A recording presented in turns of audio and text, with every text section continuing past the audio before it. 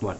Ladies and gentlemen, the other evening I listened to President Obama speaking at the funeral, and it really got me in such a mood that I'm here to express not only my feelings, but something that I've been working on for quite a while,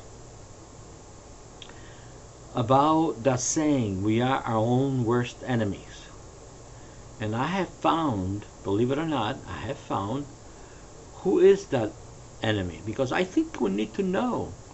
Knowing who your enemy is, you can do something about it.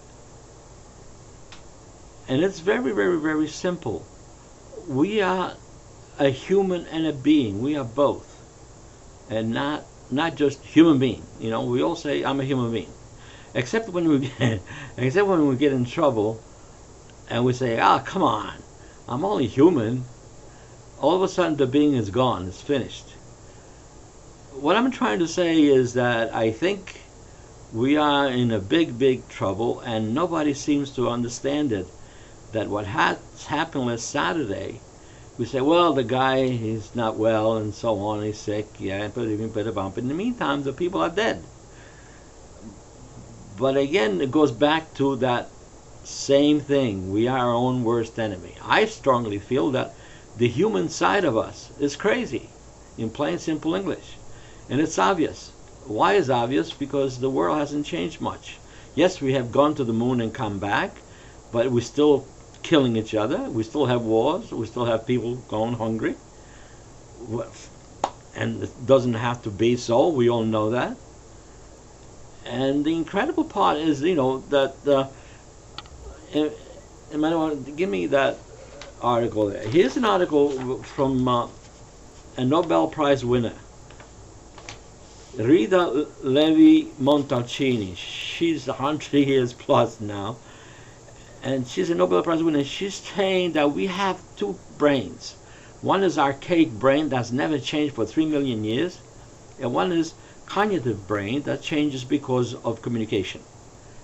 What happens is that, according to what she's saying, is that the archaic brain has never changed, but that's where our feelings are stuffed, whatever the word is. That's where you find all our feelings, in this small brain, but has tremendous power. So we are functioning with an archaic brain, which I call it's the human side of us. And then you have the being, which is the spirit. And if you look at the word being, it's like, if you write it like this, B-in-G,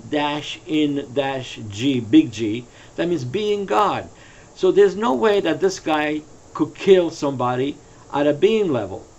He's actually so much at a human level, all his anger and so on and so forth, that he took upon himself to do justice, according to his mentality, quote unquote. So we need to change in the manner of thinking. As they say, as you think, so shall you be. So it's time, I think, for the human race to realize this and begin to do something about it.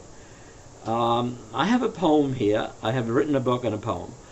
And this poem says, USA, what have you done? You have given freedom and democracy to your people and to the rest of the world.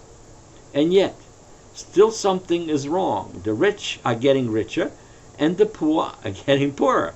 You have created a society that whatever they have is never enough.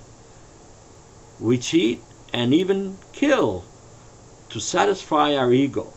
Please be aware that what we call ego is the human side of us doing to us, and it's out of control. This is who you have given freedom and democracy to a crazy person. And now it's going cuckoo the whole world over. Hey, I'm tense and nervous. Bad economy, wars, etc. It's time for the being, the spirit side of us to be in charge of us before somebody's human ego pushes the button, and there goes planet Earth. We need more being spiritual freedom, and less human ego freedom. Cuckoo freedom, crazy freedom. I have another poem which explains what I'm trying to say much easier. I call it a true story about the human and the being. As a matter of fact, I'm going to show you this now so you know a little bit more what I'm talking about. Here's about the human and the being. Here we are. The human and the being, one is human freedom and being, how do I put it? And being solutions. Every time we get in trouble, we call God, but God is within us. So here's the other how this works. The human and the being for real self-freedom. The human and the being, they need each other. That's a given. Playing together in harmony, called holistic living. The human needs the being so it can stay alive by breathing. The being needs the human so the spirit can show up in life and enjoy it. When the human and the being play in harmony, God shows up. The human problems begin when the human wants to be both the player that it is and the coach that it is not. The human wants to play God that it is not. When the being, the coach that it is God. So the human is the player and the being is the coach. Now we have a holistic winning team. That's a given. Got it? Any other way, it doesn't work out. It never will, and that's the way it is. Amen. Going back to this young man, that everybody is trying to look for a reason why he did what he did. There's no doubt that he was so at a human level with his anger that the human pushed him to pull the trigger. But believe it or not, we call it evil, we call it devil, but who pulled the trigger is a human being. It's a human who pulls the trigger and kills.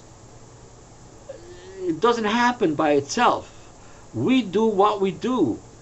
We are the cause of everything. But now when I say we, it's like we are our own worst enemy. Who is this we? This is where we have to get it very, very clear.